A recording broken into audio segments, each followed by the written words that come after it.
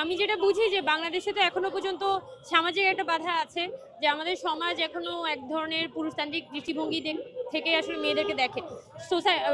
শহর পর্যায়ে তো তাও কিছুটা আপনার বলতে পারেন যে পড়াশোনা বা শিক্ষা দীক্ষার একটা এক্সপেনশন আছে বা ছেলে মেয়েদের মধ্যে একটা আন্ডারস্ট্যান্ডিং থাকে, কিন্তু গ্রাম পর্যায়ে তো সেই বোঝাপড়াগুলো আরো দুর্বল থাকে। কিন্তু মানে এই যে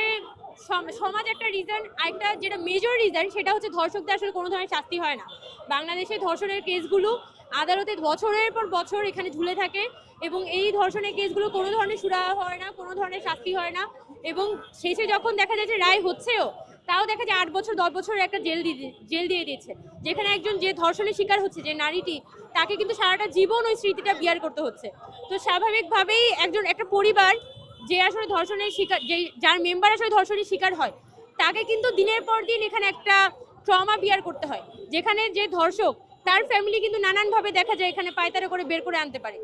এটার পুরো কারণটা হচ্ছে আইনের মধ্যে ফাঁকফোকর আছে। এই আইনগুলো যদি প্রপারলি আসলে সংশোধন করা না হয় এবং আমাদের ধর্ষকের যে সর্বোচ্চ শাস্তি সেটা যদি নিশ্চিত করা না হয়, তাহলে কিন্তু এখানে ধর্ষণ কমবে বা ধর্ষকদের মনে তো একটা ভয় থাকতে হবে, ওই ভয়টা আসলে কোনোভাবে সৃষ্টি হইতে পারবে না। আসিয়ার ঘটনাটাকে আলাদা করে দেখার কিছু নেই, একদম ছোট একটা বাচ্চা আমরা দেখেছি যে মানে এই বাচ্চাটার হয়তো আসিয়ার ঘটনাটা একটু লাইমলাইটে এসেছে, সবাই আসিয়ার ঘটনাটা জানে, কিন্তু আরো অনেক ছোট বাচ্চা, 3 বছরের বাচ্চা তার আগে ধর্ষণের শিকার হয়েছে, 10 বছরের বাচ্চা ধর্ষণের শিকার হয়েছে এবং বাংলাদেশে কিন্তু ধর্ষণের ঘটনা কমছেই না। তো আসিয়ার ঘটনাটা বলা যায় যে আমাদের জন্য একটা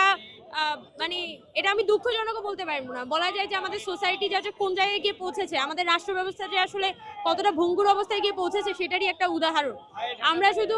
গভর্নমেন্টের কাছে এটাই এক্সপেক্ট করব যে এই যে বাচ্চাটা ধর্ষণের শিকার হলো, তার ধর্ষককে দৃষ্টান্তমূলক শাস্তি দিতে হবে, সর্বোচ্চ শাস্তি দিতে হবে, এর মাধ্যমে শুধুমাত্র এটা সুরাহা করা সম্ভব।